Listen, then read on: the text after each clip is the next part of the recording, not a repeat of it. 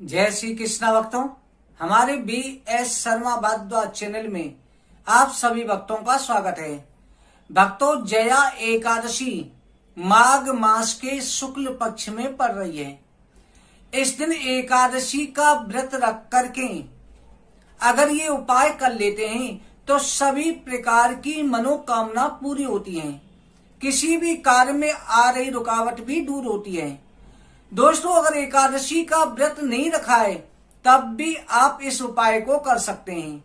उसी उपाय के बारे में हम जानकारी दे रहे हैं और एकादशी की व्रत कथा का हम जो है सबसे पहले वर्णन करेंगे। उसे सुनकर के इस उपाय को जरूर करें। तो सब प्रथम आप जो है भगवान श्री कृष्ण का ध्यान करते हुए एकादशी व्रत की कथा श्रवण करें। बोले एकादशी मातम की जय। भगवान श्री कृष्ण कहते हैं कि युधिष्ठिर, जया एकादशी का व्रत रखने से सभी प्रकार के पापों से मुक्ति मिलती है। माघ के महीने में शुक्ल पक्ष में जया एकादशी का आना एक शुभ संयोग होता है, सर्वार्थ सिद्ध योग बनता है।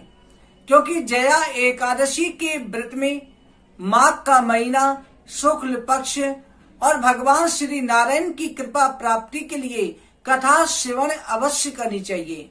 केवल बालक, बुजुर्ग और रोगी को छोड़कर के सभी एकादशी की कथा को श्रवण करें और द्वादशी के दिन पारायण करके जो है यथाशक्ति दान अवश्य करना चाहिए। भगवान श्री कृष्ण कहते हैं, इसकी कथा का वर्णन करता हूँ। स्वर्ग लोक में देवराज इंद्र जो है अप्सराओं के नृत्य गान में मस्त रहते थे। अमृत पान करता हुआ नंदन वन में अप्सराओं के साथ में देवराज इंद्र ने एक समय नित्य कीड़ा देख रहे थे। उसी समय पर बहुत से गंधर्व और कई जो है अप्सराएं आकर के वह नृत्य गान कर रहे थे। गंधर्व गान कर रहे थे। वहीं पर एक प्रसिद्ध गंधर्व था जिसका नाम पुष्पदंत था। उस गंधर्व का जो है पत्नी, पुत्री और पुत्र के साथ में आना हुआ। उसी स्थान पर एक मलिन नाम का गंधर्व था और उसका पुत्र पुष्पवान था और उसका पुष्पवान का पुत्र फिर माल्यवान हुआ। माल्यवान भी वहीं पर था। इधर जो है एक गंधर्व की पुष्पदंत की पुत्री जो है वहां पर पुष्पवती थी। माल्यवान, मलिन का पुष्पवान और माल्यवान दो पुत्र थे गंधर्व के, और पुष्पदंत के पुष्पवती नाम की कन्या थी और अपनी पत्नी के साथ उसी सभा में था। वहीं पुष्पवती जो गंधर्व कन्या माल्यवान को देख करके मोहित हो गई। माल्यवान भी उस पर मोहित हो गया।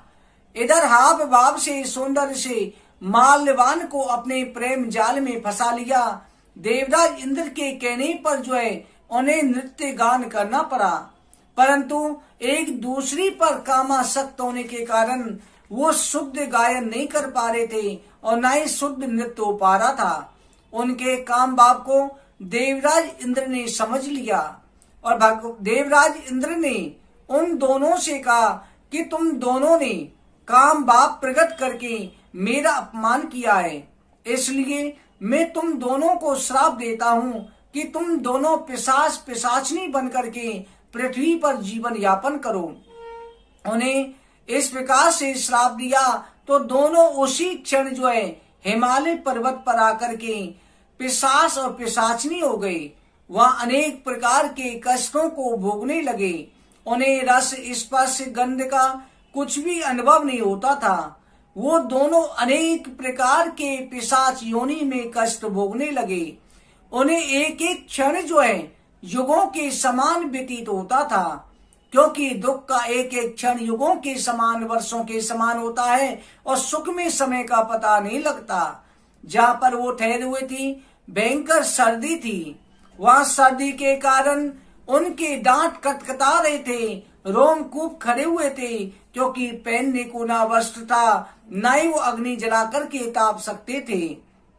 एक दिन जो है पिशाच पिशाचनी से कह रहा है कि पत्नी, ना जाने किस कर्मों के कारण देवराज इंद्र ने हमको श्राप दिया जो हमको पिशाच पिशाचनी की योनि भोगनी पड़ रही है। इससे अच्छा तो हम नरक में चले जाते। यहाँ तो बहुत कष्ट भोगना पड़ रहा है, अब कैसे हमारा उद्धार होगा। इस प्रकार से दिन रात चिंता करते रहते। परंतु भगवान श्री कृष्ण कहते हैं, युधिष्ठिर, किसी न किसी जन्म के कर्म उदय हो जाते हैं। पिछले जन्मों के कर्मों से जो उन्होंने शिव जी की पूजा करी थी, उसके प्रभाव से, उनके भाग्य से जया नाम की एकादशी आ गई, जो माघ के महीने में शुक्ल पक्ष में पड़ती है।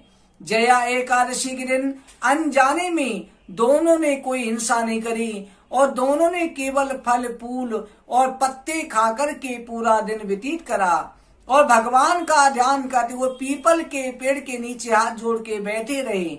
उस दिन उन्होंने कोई दुष्कर्म नहीं किया। दिन भर दोनों ने फल फूल खाए।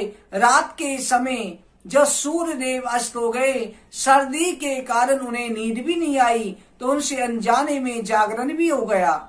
जैसे ही प्रातः काल हुआ, प्रातः काल होते ही उन दोनों की पिशाच देह छूट गई, उनको दिव्य शरीर प्राप्त हो गया। उसी समय स्वर्गलोक से विमान आए।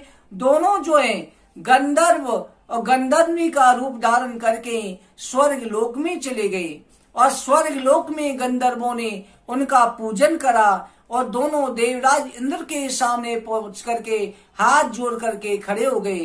कहा कि हे देवराज, हम भगवान श्री नारायण कृपा से तुम्हारे सामने आए हैं।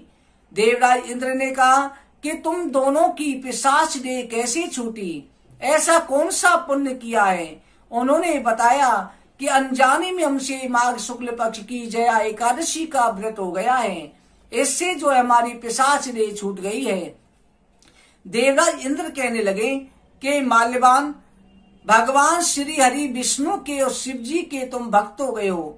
हरिहर के जो भक्त होते हैं उनकी हम देवता भी पूजा करते हैं, वंदना करते हैं। अब तुम हम लोगों के वंदनीय हो गए हो। अब तुम आनंद के साथ में स्वर्ग लोक में पति पत्नी की भांति अपना जीवन यापन करो, स्वर्ग लोक में आनंद से रहो। जो व्यक्ति एकादशी का व्रत रखते हैं, एकादशी की कथा श्रवण करते हैं, वो देवताओं के भी वंदनीय हो जाते हैं। भगवान श्री कृष्ण कहते हैं, युधिष्ठिर, इस कथा को श्रवण करने से अश्वमेध यज्ञ का फल प्राप्त होता है। श्रद्धा के साथ में एकादशी की कथा श्रवण करके यथाशक्ति दान करें और एकादशी की कथा जरूर श्रवण करें। भक्तों, इस तरह से एकादशी की कथा श्रवण करके आपको इस दिन एक उपाय करना है। माघ के महीने में तिल का विशेष महत्व रहता है। इस दिन आपको तिल का ही दान करना है और साथ में आप इस दिन अगर गुड़ लेकर के और गुड़ के साथ में आप तिल मिलाकर के एक लड्डू बना लें। गुड़ और तिल का लड्डू बना करके, काले तिल का लड्डू बना करके आपको जाकर के गाय को खिलाना है और साथ में 2 केला गाय को अवश्य खिला दें। अगर केला आपको उपलब्ध नहीं है तो गुड़ तिल के लड्डू खिला दें और अपनी मनोकामना अवश्य बोलें। मनोकामना बोलते हुए भगवान नारायण से प्रार्थना करें। फिर कहें कि हे गौ माता, आपके अंदर 33 को देवी देवताओं का वास है, आप हमारी मनोकामना पूरी करें। गाय को खिला करके फिर गाय की पीठ पर आपको 3 बार हाथ फेर देना है। हाथ फेर करके फिर आप गाय को नमस्कार करके चले आए। दोस्तों, इस प्रकार से अगर आप ये उपाय साथ में कर लोगे तो निश्चित रूप से आपको भगवान श्री नारायण की कृपा से सभी प्रकार की मनोकामना पूरी होती है। इस दिन दोस्तों, अगर आप कच्चा दूध लेकर के और उसमें यानी जल में कच्चा दूध डालें और उसमें थोड़ी सी काले तिल डाल के, मीठा डाल करके और गंगा जल डाल करके शिवलिंग पर ओम नमः शिवाय कहते हुए अभिषेक करें, तो इससे अगर सर्प दोष होता है कुंडली में तो उसमें राहत मिलती है। और भगवान विष्णु को इस दिन केला और तिल अवश्य चढ़ाने चाहिए। इससे भगवान श्री विष्णु प्रसन्न हो जाते हैं। दोस्तों, भक्तों, भगवान श्री नारायण कृपा आपके ऊपर बनी रहे। आप